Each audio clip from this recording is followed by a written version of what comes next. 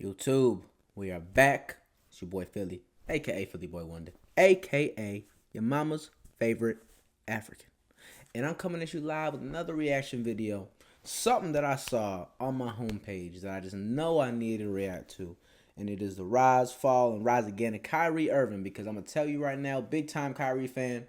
I would say probably a top 5 NBA player. Not in terms of greatness, but in terms of my personal favorite. And he got a very interesting career, yo. A lot of controversy, a lot of things going on in the back end, and I'm just gonna save my opinions for the later parts of the video. 23 minutes. Let's run it. Let's see how it is. After he made one of the biggest shots in NBA history, I'm gonna give it a like too. The next for 7 years of Kyrie Irving's career were a total fiasco. Since the 2016 championship, Kyrie remained a phenomenal player, a dribbling wizard who averaged 26 points per game and made 5 All-Star teams. But he nearly threw it all away. Irving's off-court actions made people forget that he's a basketball savant, and any news about Kyrie seemed to be negative due to his constant wars with the media, suspensions from the NBA, and falling out with his teammates. And it hurts me sometimes when we have to sit up here to talk about stuff that divides the game. Now we got an answer for what this idiot has done. It was unbelievable that one... Look, so I'm pausing pretty early already. But it's just crazy to me because, like, bro, what Kyrie said was not even, or what Kyrie did was not even too crazy. Because at the height of this controversy that was going on, a lot of it was based on the posting of the book, right? That was the main issue. He was posting the screenshot of that Amazon book, whatever it's called, Hebrews to Negroes or whatever the fuck it was called, some shit. And it wasn't like he put some derogatory caption. It wasn't like he put some crazy context before or after the story. It wasn't like he did anything. I remember seeing that post live. I remember when he dropped that story and posted it on Instagram. I literally remember seeing it. And it was literally just a screenshot of his Amazon cart with the book in there. And it's like, look, you could have your opinions. You could say how you feel about it, whether the opinions are positive or negative. But at the end of the day, I feel like there's a lot more issues and things that people do and say that were not called on and had the same level of heat and backlash that Kyrie had. Because at the same time, let's not forget, at the same general time that this cold controversy was going on, because obviously that's what Shaq is talking about in particular, the Jerry Jones shit was going off. And nobody cared. Motherfucker was standing front lines as a 15, 16-year-old in high school saying, oh, y'all blacks can't walk in here. And it's like, everybody came to his defense. Even Stephen A. and all these people were like, oh, well, you know, look, he was young. He didn't get it. He didn't know. It's like, bro, when I was 15, I was not doing anything crazy like that. I had a moral compass and I knew right from wrong, right? I knew that there were certain things that I could do, that I should do, and I shouldn't do. And I knew which one to do, right? But for some reason, there's certain justifications that people place when it comes to how we can react to people's moral decisions. And look, if you want to, like I said, if you want to disagree or agree with Kyrie, that's your prerogative. That's your opinion. You are entitled to your opinion. But we need to have this double standard in real effect because a lot of people are doing a lot of worse shit and they don't get called out and don't get anywhere near the amount of backlash that Kyrie gets. So I'm going to stand on business with this one. Player could produce so much drama and force his way out of 3 different franchises. You had Cleveland to exit. You had Boston, which was a mess. You had Brooklyn, which was a mess. When Kyrie left Brooklyn, he was considered a locker room cancer, a ticking time. I'll be real. I don't know how they didn't win in Brooklyn. They really did. You had KD, Harden, Kyrie. I don't know how the hell y'all don't win. Insane. In the 23-24 season, Kyrie embraced his role as a leader on a young Mavs team. He was saying all the right things. And most importantly, he stayed on the court, nearly winning another NBA championship. This is the rise, the fall, and the rise again of Kyrie Irving, and how the most unorthodox player in the modern NBA went from a team killer and PR disaster to a well-respected NBA superstar. And before he started believing that the earth was flat, Kyrie was always a basketball prodigy.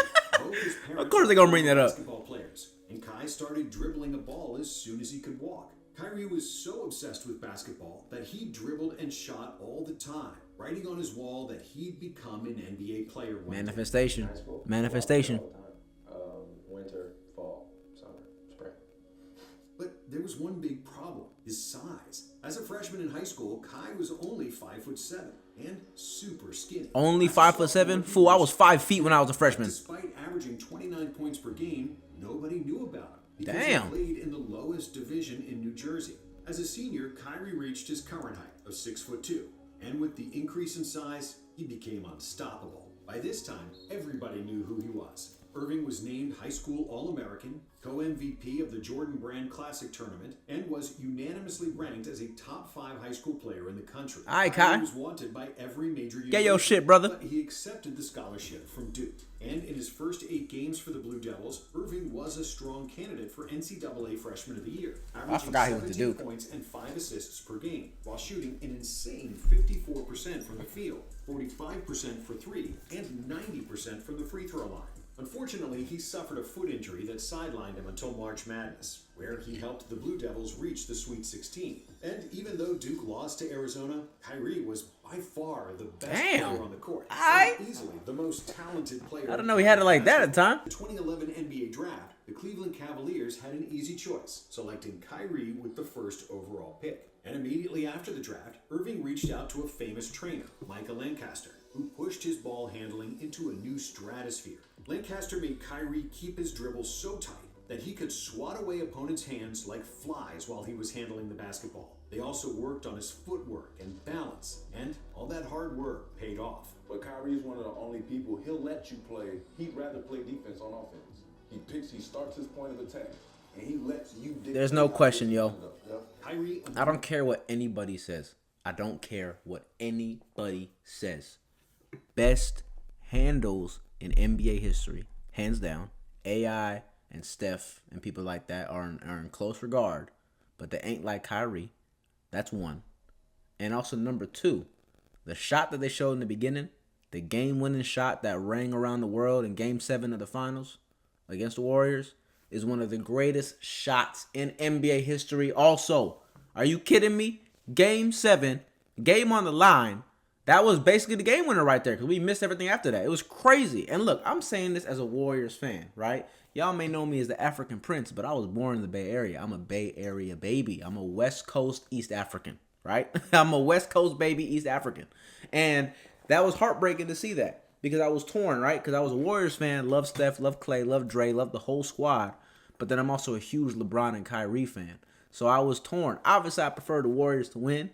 But when I saw Kyrie doing that and then LeBron balling out and all these different things, it was bittersweet, you know? But Kyrie needs his flowers, yo. He needs his flowers. He's going to go down as one of the greatest to do it, right? I would even argue, is he a top 5 point guard?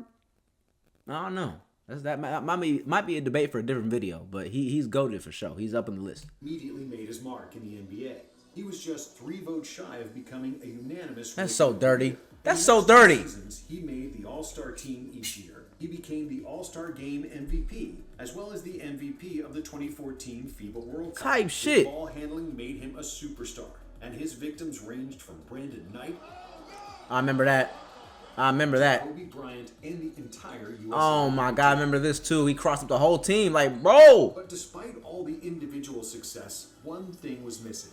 The Cleveland Cavaliers were a mess, and Irving wasn't even close to sniffing the playoffs. But then it all changed because of one man, LeBron James. Yeah. His first season back in Cleveland, LeBron led the Cavs to the NBA Finals. But due to injuries to both Kevin Love and Kyrie, the Cavs lacked the firepower to fend off the Golden State Warriors. In the 2016 season, Irving struggled with minor injuries throughout the regular season, which hampered his stats. But when the playoffs rolled around, Kyrie was finally healthy, which allowed him to showcase the full splendor of his talent. The Cavs lost just 2 games on their way to another NBA Finals, and Kai averaged 25 points on 48% shooting and 46% for 3. Come on, Then man. In the NBA Finals against the 73-9 Warriors, the Cavaliers were losing 3-1, a deficit no team had ever recovered from. Cleveland's dreams of winning the title seemed doomed, and they needed a miracle to survive. And that miracle was provided by LeBron and Kyrie, who played the best game of his career. Both Cavs They both got- scored 41 points. I remember that. They both had- yeah. All the toughest shots with a mesmerizing array of layups and off-balance jumpers. And that's what I'm trying to say, man. It's like, who is going to beat that team, right? Like when people act like LeBron and Kyrie losing other finals, you know, and not having a good record against the Warriors when it comes to all the battles they had in the NBA Finals. Who is going to beat that team? Especially when they add KD. Are you kidding me? Are you serious? I'm just being honest with you. Because like I said, I can empathize with how the rest of the league felt when they was watching us dominate. Because it's like you got Steph, Clay, Dre, KD, all in their primes at the same time, balling out. And if KD didn't leave, we probably would have won 4 or 5 straight. If we're just being honest with you, let's just be real here, right? The only reason they lost in the Raptors 2019 Finals because Clay and goddamn what's his name and KD both got hurt, both of them, and they still took them to 6 games. I'm just saying, people got to understand and put respect on these players, right? LeBron is still the GOAT because I guarantee if Michael Jordan played in this era, he ain't beating the Warriors team. He might get one, maybe. He might get one. But he is not getting more than one against the Warriors. Let's just be honest. Let's just be honest here. Over multiple defenders. Irving made 17 out of the 24 shots he took. Type shit. 5 for 7 from 3. Type and shit. Was a game high plus 20 in his 40 minutes on the court. The Cavs then took Game 6 at home, but then they had to win Game 7 on the road. The championship game was incredibly tight, and for virtually forever, the score was tied at 89-89. And then it happened. The shot. One of the greatest shots ever. I will stand on that. Their first title in franchise history and the first for Cleveland after a 52-year drought. I've never seen 2 guys play at that level For 3 straight games. playoff That's the games. craziest thing I've ever seen. Like Bron and Kyrie were just on. And we played well. They just played better. But then the Warriors added Kevin Durant, which was the ultimate basketball cheat code. yeah, yo. And while the Cavs managed to get to the 2017 finals basically unchallenged, they couldn't match up with the Bay Area juggernaut. Let's just be honest, Kyrie man. was Not even phenomenal Jesus throughout Christ the himself was playoffs, stopping that team. Let's just be especially in honest. the finals, averaging 29 points on 47% shooting and 42% from deep. But Cleveland lost in 5 games, and that's when the first signs of trouble creeped in. Irving was tired of being considered a Robin to LeBron's Batman. I get it. He wanted his own team, where he was the guy. You know, when he first came back, I was 22, 23, so I was just a young kid trying to help Cleveland patch up their relationship with him. I got drafted the year after, so when I came in, it was like, are you going to be better than LeBron? That was my first question when I got into Cleveland. So it was mixed That's emotions insane. the whole time that we were competitors, and then when he came back as my teammate. You know what I mean? Came back to Cleveland. That's his home. So, without any warning or consultation with LeBron, he requested a trade from the Cavs. Cleveland didn't have to trade him since he had 2 years left on his deal, and in retrospect, they shouldn't have traded him. But like many other sports teams, they didn't want to deal with a disgruntled star. I asked for a trade because I was looking for something different. I was a man of my word. When I went to the organization, I sat the higher ups down and said, look, I know y'all have future plans. Tell me right now. They told me their future plans. I said, look, this isn't for me. And 1 month after his trade request went public, Kyrie became a member of the Boston Celtics. I remember that era. Brought back That didn't work out too well. Thomas and Jay Crowder. Well, this whole Oh, process was weird. Isaiah Thomas, yo, you the GOAT, man. I don't want to pause too much, but I have to pause for that. Isaiah Thomas needs his flowers, yo. 5'9", the brother's shorter than me. And he was averaging almost 30 one season. He was an MVP candidate. I think it was 2016, I believe, or 17. It was around the same era as all this, Warriors, Cavs, all that stuff. Isaiah Thomas is a baller. And I'll never forget, unfortunately, RIP, when his sister passed and he played the game of his life and balled out and dedicated to her.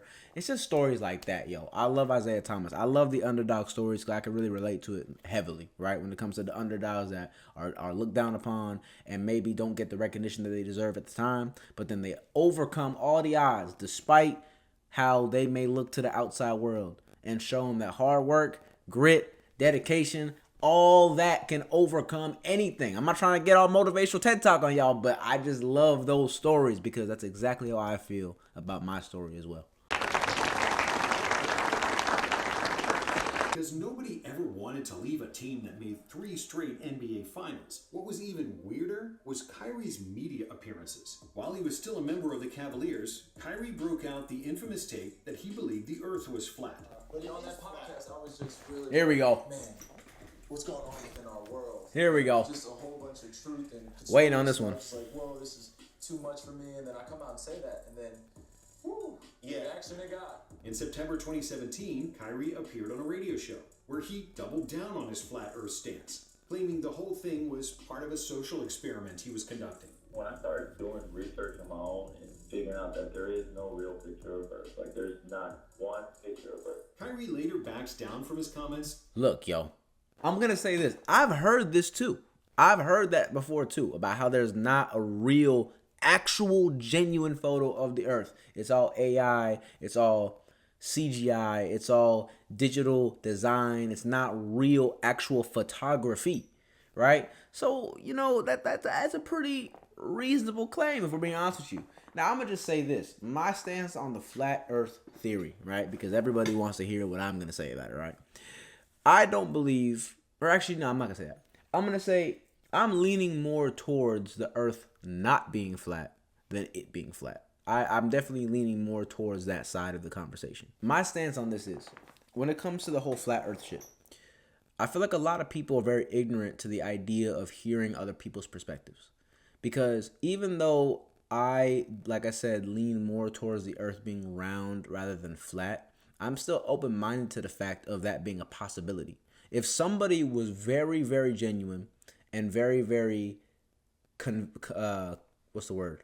convicted in the way that they spoke, and they had actual facts and evidence that they claim to back up those claims about how the Earth could be flat, I would listen to them and I would hear out the conversation and see if I agree with them or not. Because I like hearing different perspectives. I like hearing different ideologies. I like hearing different stories, all these kind of things. And I feel like a lot of people have built this kind of programmed thought process where if anybody has any kind of claim that goes against everything that people have thought in the entirety of their lives, they will instantly reject it without even giving it a chance to breathe into the world. And I don't like that, right? Because Kyrie, whether he really believed that or not, and whether he was just trying to do a social experiment and light up a fire, or whether, like I said, he actually did believe it and he wanted to just say his opinion, I feel like the way that he was received was a little bit harsh, a lot harsher than what it should have been, right? Because, yeah, if you disagree with him, don't call him an idiot and don't make fun of him and don't make a bunch of memes. Prove why he's wrong. Prove why he's not on the right spectrum of what you think, right? Prove these kind of things and have an actual conversation. So, I don't know. I just feel like people should handle it a little differently. But that was far from the end of his controversies. I'm telling you, he's trolling us. I don't know. I don't get it. After an injury sidelined him from the playoffs, Irving was forced to watch his team get beat by LeBron and the Cavs in the 2018 Eastern Oh, Conference God, I remember Finals. that shit. And before the next season started, Kyrie seemed happy and confident that he could win in Boston, famously proclaiming that he intends to re-sign with the Celtics in the upcoming year. I remember that too. Y'all, motherfucker was lying out his ass. Oh my God, he was lying out of his ass. Express ties in with the other Adobe apps like Photoshop. Shut up, Ad. But then it all went sideways. Following an early season loss to the Knicks, a reporter wished him happy Thanksgiving. Kyrie clapped back and said, F Thanksgiving. Because he's part Native American on his mother's side, it's understandable why Kyrie might not be a big fan of Thanksgiving. However, his delivery of that message was far from perfect, and he later apologized on Twitter. Then, in January of 2019, Irving threw his teammates under the bus, saying that the young guys on the team don't understand what it takes to win a championship. But Kyrie Irving, as the leader, he wants to. I miss Max Kellerman. He was actually a G. I'm not gonna lie to you. A few days later, Kyrie admitted to the media that he actually called LeBron James, apologizing for his immature attitude when they played together in Cleveland, and seeking advice about his leadership struggles in Boston. I had to call Bron, and tell him, I apologize for being that young player that wanted to everything at his fingertips, and I wanted everything to be at, my threshold. I wanted to be the guy that led us to championship. I wanted to be the leader. I wanted to be all that, and the responsibility of being. I get it, man. You want to be the big dog, but it's something that's not meant for me. Gotta wait for your turn By doing sometimes. so, Irving essentially bashed his teammates again, and then admitted he made a mistake coming to Boston in the first place. That was a step for me just to move forward in my life. It takes a very, very strong individual to, replay a lot of the experiences that you've had, a lot of anger that you had built up, that where you didn't address the situation and you allowed it to fester, and then it was just combustion. Then you realize, man, I didn't have to deal with that the same way I dealt with that. I didn't have to go about it that same way. A few weeks later, when the media asked him about his upcoming free agency and his proclaimed intent to re-sign with the Celtics, Kyrie simply said that he doesn't know anybody's shit. they should ask him about that on July 1st and that he'll do what's best for him and his family. At the end of the day, I'm gonna do what I feel is best for my career, and I don't owe anybody. And despite Kyrie playing to his usual standards and making the All-NBA second team, it was clear that the team chemistry was seriously derailed. During the second round of the playoffs against the Bucks, Irving played the worst playoff series of his career, after which he delivered another disastrous press conference. After reporters asked him about his shooting struggles following a Game 4 loss, Kyrie responded in the worst possible way. Yeah, who cares? He then capped off this fiasco by saying that he should have taken 30 shots instead of 22 because he's that great of a shooter. You know, the expectations on me are going to be sky high. You know, for me, the 22 shots, you know, I should have shot 30. In the deciding Game 5, I forgot about that, yo.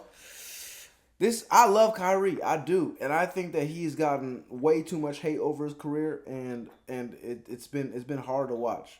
And in most cases, I've actually supported the things that he's said and done because I do think the media reacted in a very harsh, overly exaggerated fashion. But in that specific case, when he's saying, who cares, I should have taken more shots even though I'm bricking all night, that's a little crazy. You know? But the thing is, I respect him still because in most cases, from what I've seen in this video, I don't know about in this specific instance of if he apologized or not, but in most cases, after he makes his mistakes, he does apologize and condone his actions, or does not condone his actions, and says that, you know, he needs to be better, needs to fix his attitude, fix whatever it is, and move forward as a man. So he's a very progressive, evolutionary type of human, where he doesn't stay in a stagnant position and just gets caught up in the ego. You know what I mean? So I got to give him his flowers for that. But in terms of the whole, I should have taken more shots and Lord, no, please. That was bad. 25, bad PR. Nobody. Kyrie shot 6 for 21 from the field. Oh! He was arguably the worst player. Don't take no goddamn shots over 22. 35% from the field and an abysmal 22% from 3. After this series and all the comments he made during the year, the Celtics were happy to see him go in free agency. In just 2 years, Irving managed to piss off and ruin the plans for 2 different franchises. And his next move was something that all NBA fans saw coming for months. At the 2019 All-Star Game, while still a member of the Celtics, Kyrie was seen talking extensively to Kevin Durant, and the whole world suspected they were in cahoots to plan their free agency together. And what the world suspected, Kyrie confirmed in July of 2019, signing a deal with the Brooklyn Nets together with Durant. They was so dirty in 2K, yo. So dirty in 2K. The first player in NBA history to score 50 in a team debut. Despite averaging a career-high 27.4 points per game, a shoulder injury forced him to miss all but 20 games of the season. In the offseason, both Kai and KD got healthy, and they got together on a podcast where Irving made headlines once again, and not in a good way. We don't really need a coach. Tell me a player in the history of sports that never needed coaching. That might be one of the most ignorant things I've ever heard a player say.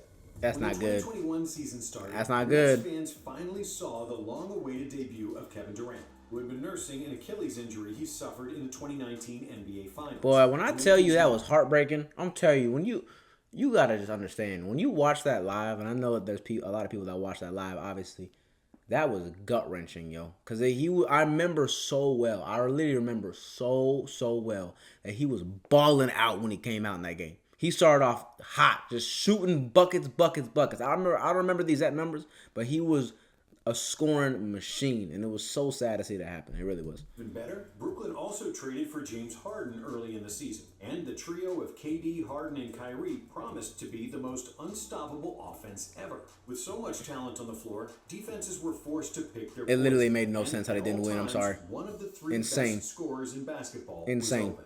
However, injuries to all 3 stars limited their time on the court, and the superstar trio played just 8 games together in the regular season. On top of their injury troubles, Kyrie was still at war with the media, calling them pawns. I forgot about that. But for the first round of the playoffs against the Celtics, all 3 Nets 8 games were healthy, unleashing the full wrath of their offensive talent. Brooklyn won that series in 5 games, scoring an average of 124 points, with an insane 130 offensive rating. Jesus. The best rating in a single playoff series. Kyrie, KD, and Harden averaged 85 points per game, shooting a combined 53% from the field. I'm trying to tell y'all. 45% from three, and 92% from the free On throw 2K, line. they were Rub in so the Nets dirty, victory, yo. You had to be Irving there. stomped on the Celtics logo, which wasn't appreciated by the Boston fans. However, in the second round against the Bucks, both Kyrie and Harden got hurt. Still, if KD's toe didn't step on the line, Oh my God! this story might have been different, but it did, and the Bucks won the series in overtime of Game 7. And despite the disappointment, everybody believed the Nets super team would win the title in the upcoming years if they managed to stay healthy. We didn't think we could beat the Nets at full power. That was a team that we thought we might not be able to get past for 3 or 4 years. But that's when the real fun began, and the Kyrie factor came into play. The world didn't know it yet, but Harden, KD, and Irving would only play one more game together for Brooklyn. Before the start of the 2022 NBA season, 99% of all NBA players participated in the mandatory vaccination to combat the pandemic. Oh, yeah. Only 3 players I remember this refused: era. Michael Porter Jr., Jonathan Isaac, and Kyrie Irving. Porter and Isaac were out for the season due to injuries. However, Kyrie was perfectly healthy, but due to his stance, he was unable to play in all home games because of New York City's vaccine mandate. This led to the Nets GM Sean Marks removing Kyrie from all team games and practice. Alright, I'm gonna stand on business once again. Fuck you, Sean, okay? Because y'all have no right. Y'all have no right to force somebody to inject something into their body that they don't want to have in their body. It makes no sense, right? Regardless of whatever your opinions are on the vaccine or not, whether you support it or you are against it, you want to get it? Go get it. You don't want to get it? You shouldn't have to get it. I don't know why it was so controversial. Because it's been proven that vaccinated people are more likely to get the virus than not, right? Which is even more insane. Non-vaccinated people are less likely to get it than vaccinated people. Now, I'm not trying to get no goddamn, vaccine debate, right? Even though I have my own personal opinions about the matter. I just think that's very idiotic. That you are not allowed to play because you don't want to get a shot. Like, come on, yo. There's more serious issues at play here. And you're trying to say he can't play the game and you're going to damage your team's integrity and chance of winning because he doesn't want to get a needle in his arm? I'm just being real with you, right? And I'm going to say here, I didn't get it. So that's why I feel that way. Do I care if other people have it? No. Get what you want to get, like I said. But don't treat people differently because they didn't get the damn shot. Okay? Let's just be honest. Practices, resulting in Kyrie missing the first 2 months of the season. I was not expecting a mandate to be brought down in a way that it wasn't going to allow me to play at all. I had the opportunity to play away games still, but there was no plan in place. There was no vision of like how it's going to work for our team, and I think that really impacted not just me, but a lot of people. So just had to sit in that hot seat for a little bit and deal with it, man, like a Lamar, bro. However, in late December, despite remaining unvaccinated, the Nets announced that Irving would return to the team and play in away games. Damn right. A decision largely influenced by the various injuries to Brooklyn's roster.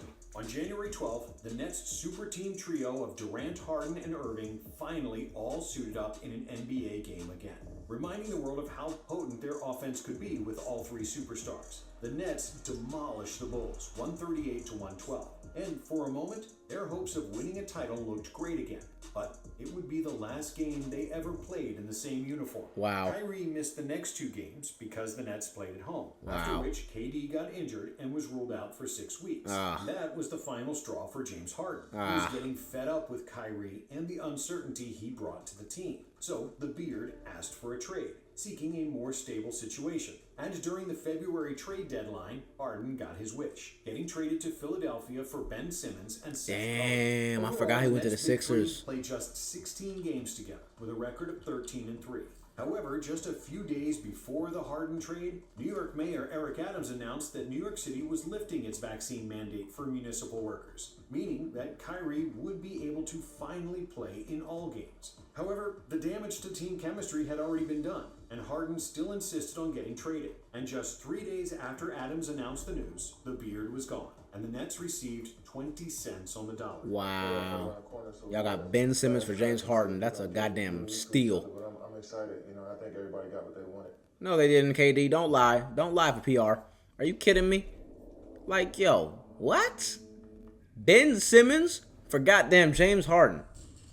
Jesus. And because Ben Simmons didn't even play a single minute for the team, which was another drama in its own right, of course, the Nets' defense was atrocious. And we got to really keep it all the way real here. Ben Simmons has probably pulled off the greatest heist and finesse in NBA history. He does not play at all. And when he does, which got to be honest here, I'm not trying to be disrespectful, but I might have to be a little disrespectful.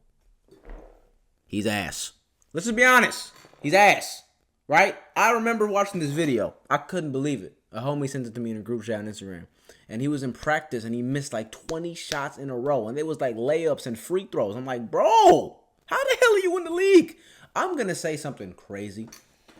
I genuinely believe. Now, I'm not saying I could beat him in a one-on-one because he's 6'10", so he's obviously going to body me.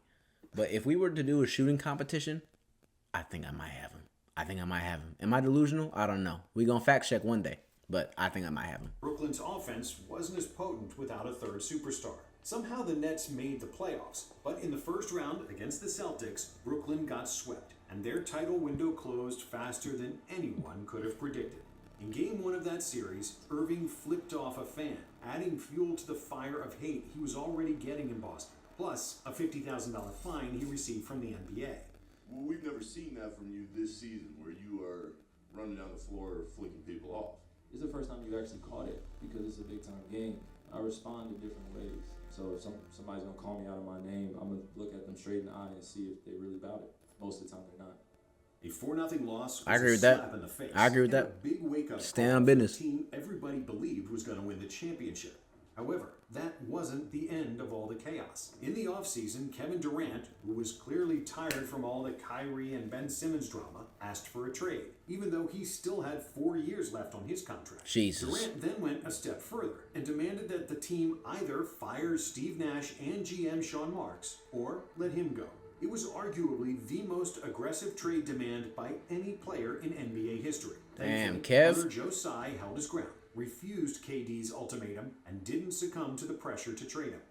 Against all odds, both Kyrie and KD started the 2023 season for the Nets, and they were joined by Ben Simmons, who finally made his debut for the team. But when the season started, the Nets were an abomination. Simmons looked like a shell of his former self, the Nets had zero on-ball defense, and their offense relied on KD and Kyrie isolations. With a defense that couldn't stop some college teams and a barely average offense, the Nets lost 6 out of their first 8 games. Jesus. Both Kyrie and KD clashed with coach Steve Nash, after which Nash got fired.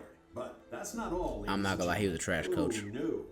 The Nets' on-court problems were just a minor thing compared to the shit show they produced off the floor, with the main protagonist being Kyrie Irving, of course. Kyrie tweeted an anti-Semitic message after a documentary he watched, and while the league and the Nets gave him a chance to apologize, he failed to do so. You please stop calling it a promotion. What am I promoting? Put it out on your platform. But I'm promoting it? Do you see me doing, do you see me in front of Putting it out there, the people are going to say that you are Yeah, put it out there just like you put things out there, right? Finally, the Nets suspended him for 8 games, and the whole world was left wondering, what is wrong with Kyrie Irving? If you take Kyrie Irving brand and you put it inside of a bird, the bird is going to start to fly backwards. When Irving finally returned, Ben Simmons and other role players caught some steam. I need to watch that movie. Against all odds, Brooklyn started winning games. At the midpoint of the season, they had a 27-14 record, the second best record in the Eastern Conference. By then, Kyrie wanted to secure a contract extension with the team. Considering all the BS he had pulled in the last 5 years, Irving was viewed as a ticking time bomb who could explode at any moment. They're not winning anything with him in Brooklyn. And I think in Brooklyn, they're starting to understand that. And without any surprise, the Nets declined to give Kyrie the max extension he wanted. But because they didn't want to lose him for nothing in the summer, Brooklyn made a logical move and decided to cash in on his talent while they still could. So, the Nets traded him to Dallas in exchange for Dorian Finney-Smith, Spencer Dinwiddie, an unprotected 2029 first-round pick, and 2 second-round picks. Soon after, Brooklyn also... He's loud. This is definitely when his come-up story began. On the Mavericks, I'm being honest. So traded Durant to Phoenix. And just like that, the third super team that Kyrie was on collapsed in record time. The whole world believed that Dallas made a big mistake in trading for Irving and giving him a 3-year, $126 million extension. Get paid, brother. Especially after Irving and Doncic failed to even make the postseason in 2023. The Dallas Mavericks are an absolute mess. Let's say what it is. But then, in the 2024 season, everything changed. Irving remained healthy for the majority of the year, and he was one of just 11 NBA players who averaged 25, 5, and 5 for the season, go, Kai. with traditionally high shooting percentages. Kyrie was just 0.3% shy of a 50-40-90 season, shooting 49.7% from the field, 41.1% from three, and 90.5% from the free throw line. Type shit, bro. His alley-oop dunk versus the Nets and a crazy left-handed game winner against the Nuggets were the biggest highlights of Dallas' season. Oh, yeah, this is an all-time play by him. On a lefty. Jesus. But even more importantly, Kyrie wasn't a PR nightmare anymore. It starts with me as one of the leaders on the team. I got to be better, make sure that staying communicative. This was a learning lesson for sure, but I'm proud of all our guys. We all stepped He finally made it back home, y'all. We gutted out this win. He said all the right things in the media. He became a leader on and off the court. And it was clear that he established great chemistry with all his teammates and coaches. And this all showed in the end result. Kyrie and Luka led the Mavs past the Clippers, the Thunder, and the Timberwolves to reach the NBA Finals, which was the first time since 2011 that one team defeated three 50-win teams to reach the championship series. I know that. With many big shots in the playoffs and flawless behavior off the court, this was Kyrie's redemption season. And even though he and Dallas failed to win the 2024 championship against a stacked Celtics team, nobody was saying anything bad about Irving. After a turbulent 6 As they year should. span where he burned 3 different franchises, Kai is finally back to doing what he does best, being a basketball wizard. Thanks for watching Nonstop. And if you like this one, we have another video for you right here. That was some G shit. That was some G shit. Isn't that annoying? Yeah, it is annoying. It's very annoying. Please. Forever. Man, Kyrie, bro. Kyrie Irving. I'm gonna show some love to my dog right quick. Go. Cause it's just like real, man. He needs his flowers. He needs his respect. And people just need to understand that, you know, we all have our own stories. We all have our own arcs. And his redemption arc was definitely a little bit longer than people would have liked to see. But we gonna put respect on Kyrie's name, yo. He's the GOAT. Hell no, to the no, no, no. Hell to the no, hell to the no, to the no, no, no, no.